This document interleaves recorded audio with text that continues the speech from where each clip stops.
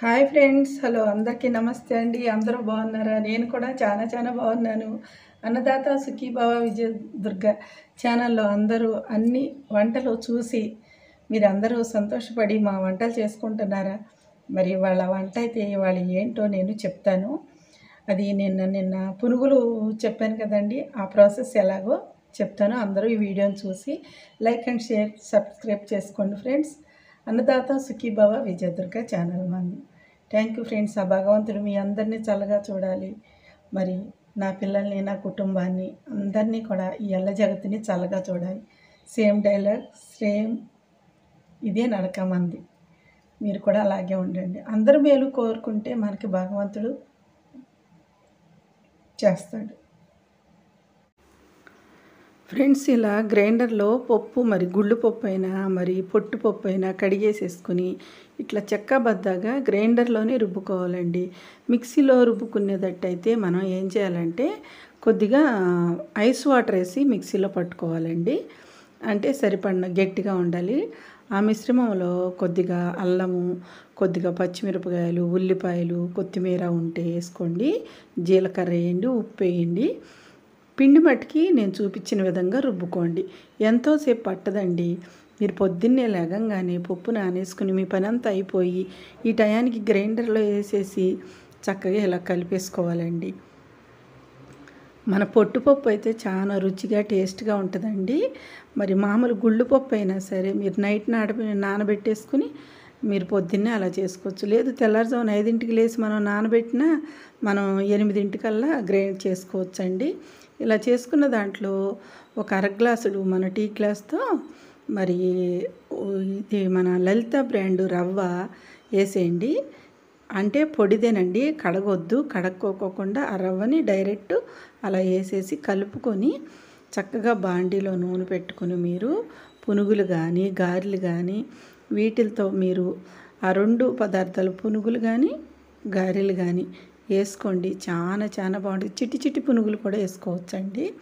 ఇలా మనం గ్రైండర్లో పిండి తీసేసి మనం ఏం చేయాలంటే ఉప్పు కలుపుకోకుండా, లేదంటే కొద్దిగా చిటికెడు ఉప్పు వేసుకుని ఫ్రిడ్జ్లో బాక్స్లో పెట్టేసుకుని ఉంచటం వల్ల ఉదయాన్నే లేచి ఆ బాక్స్ తీయటం వల్ల పిల్లలు టయానికి ఆ బాక్స్లో ఐస్ అనేది కరిగిపోతుంది. చక్కగా ప్లాస్టిక్ దాంట్లో పెట్టుకోవాలండి. పెట్టుకుని ఆ బాక్స్ అనేది బయటికి తీసి కొద్దిగా రవ్వ కలుపుకొని అప్పటికప్పుడు రవ్వ కలుపుకొని వేసుకుంటేనే ఈ పునుగులు చాలా టేస్ట్గా క్రిస్పీగా ఉంటాయండి. కరకరలాడుతూ ఉంటాయి. అసలు ఎంత బాగుంటాయో తెలుసా? చాలా బాగుంటాయండి. దీన్ని ఎమ్మటే వేసుకుని వేడివేడిగా కారపొడి అల్లం పచ్చడి వేసుకుని నంచు తింటే సూపర్ అండి. ఇలా మీకు వేసి వీడియో పెట్టాను కదా ఫ్రెండ్స్. ఇదేనండి నేను చెప్పాలనుకుంది, మీరు చూడాలనుకుంది. ఈ ప్రొసీజర్ అంటే తెలిసిన వాళ్ళకి కాదండి, తెలియని వాళ్ళకి తెలియజేస్తున్నాను. ఇలా చేసుకోవటం వల్ల ఈజీగా అయిపోతుందండి. గారెలు కూడా మీకు గారెల పిండి లూజ్ అయిపోయింది అనుకోండి, ఎప్పుడన్నా ఇట్లా లలిత బ్రాండ్ రవ్వని కలిపేస్తే డైరెక్ట్.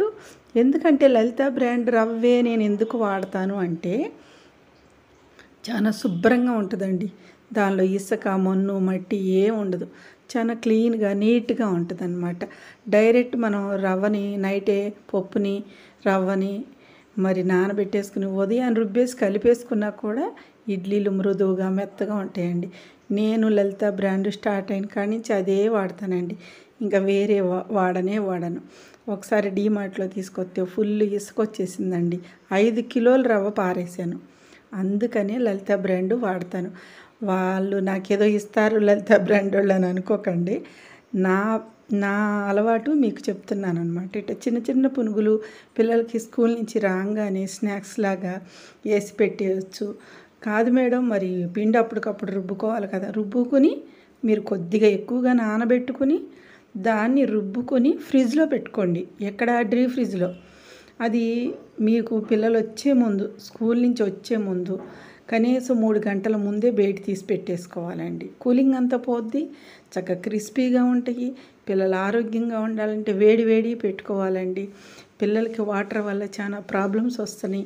ఆ ప్రాబ్లమ్స్ అన్నీ పోగొట్టుకోవాలంటే వేడి నీళ్ళు కాసి చల్లార్చి పిల్లలకి పట్టండి.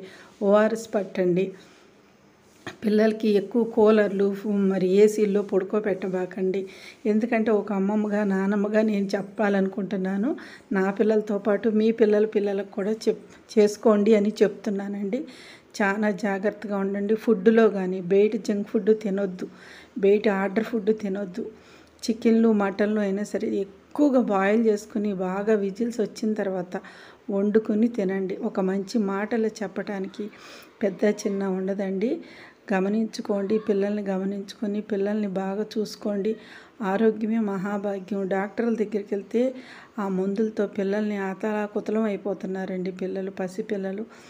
తల్లిదండ్రులు చాలా ఓర్పుగా మీరు తిని మీ పిల్లలకి పెట్టండి. మీరు ఆరోగ్యంగా ఉండి మీ పిల్లల్ని ఆరోగ్యంగా చూసుకోండి. ఎక్కడెక్కడో తల్లిదండ్రులు వచ్చి మీకు చేసేటప్పటికి ఆ పిల్లల ఓపిక ఏంటి